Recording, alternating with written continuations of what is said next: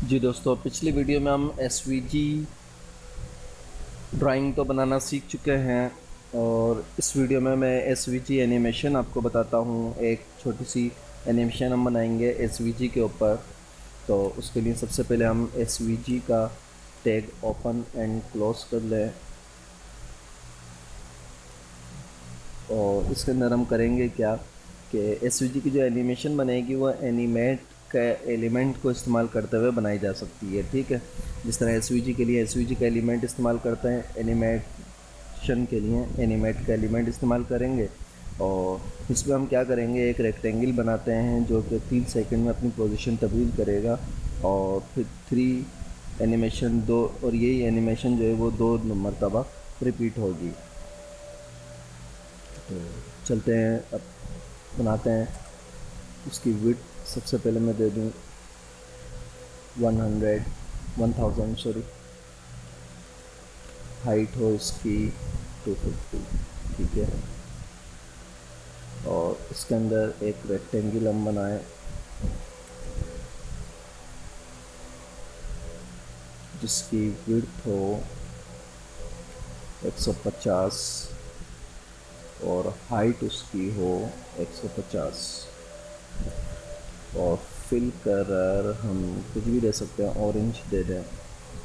तो यहाँ तक देखते हैं, बन गया है। ठीक है, ऑरेंज हो गया है। ठीक है, अब यहाँ पे देखिए, इसके बाद एक नया एट्रीब्यूट मैं लेता हूँ एनिमेट, और इसको क्लोज कर देता हूँ एनिमेट। ठीक है, इस एनिमेट में सबसे पहले मैं यहाँ पे एट्रीब्यूट का जो नेम है वो दूंगा। एट्रीब्यूट का नेम क्या करेगा, ये वाज़े करता है कि कौन सा एट्रीब्यूट पर असर होगा एनिमेशन का। यानी जो हमारे पास इसकी वैल्यू होगी एक्स और वाई, मैंने आपको पिछली वीडियो में बताई। तो यहाँ पे उसका जो है वो नाम आ जाएगा, attribute name is equal to X. हम चाहते हैं कि ये एक्स से जो है वो मूव करे। ठीक है, उसके बाद यहाँ पे आ जाएगा फ्रॉम।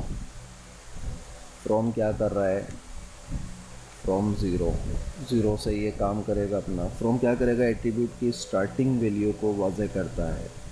जो हमारा एनिमेशन स्टार्ट होगी तो वो कहाँ से स्टार्ट होगी, 0 पिक्सल से। इसके बाद है टू। टू में हम कर देते हैं 300। ठीक है, टू का क्या काम है, टू का एट्रीब्यूट जो है वो एंडिंग वैल्यू को वाज़े करता है कि जो एनिमेशन है वो कहाँ तक चले, 300 तक वो चलेगी।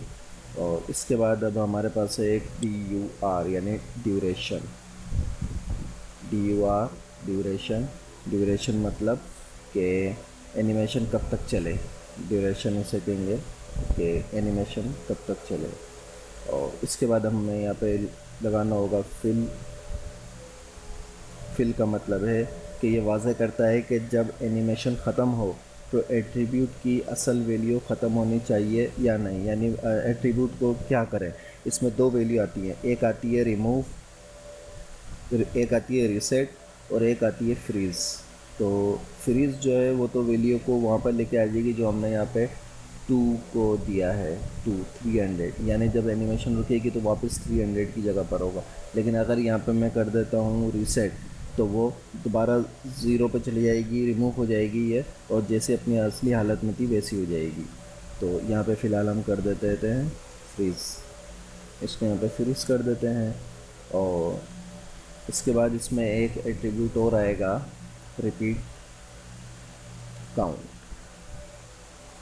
कि ये कितनी दफ़ा चले, तो 2 दफ़ा चले हमने इसको कहा। अब इसको चला के देखते हैं, ज़रा रिफ़्रेश करें और चला के देखें।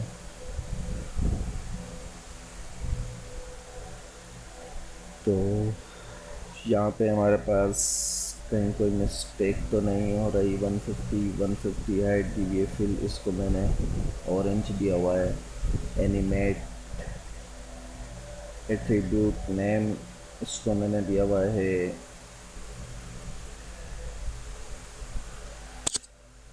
जी दोस्तों, यहाँ पे एक मिस्टेक हुई कि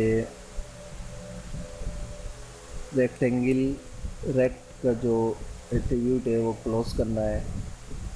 तो अब इसको मैंने क्लोज कर दिया है। ये देखिए रेक्ट यहाँ पे खुला, ओपन करा, यहाँ एनिमेट ओपन हुआ, और उसके बाद रेक्ट यहाँ क्लोज हुआ, एस क्लोज हुआ।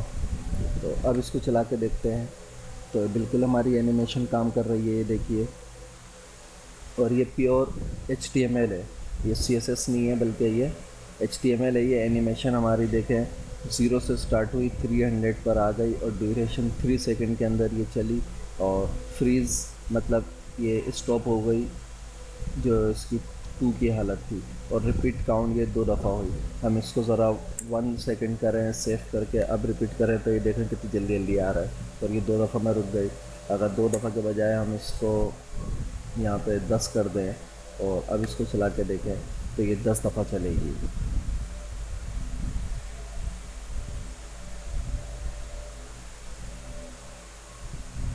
ठीक है जी।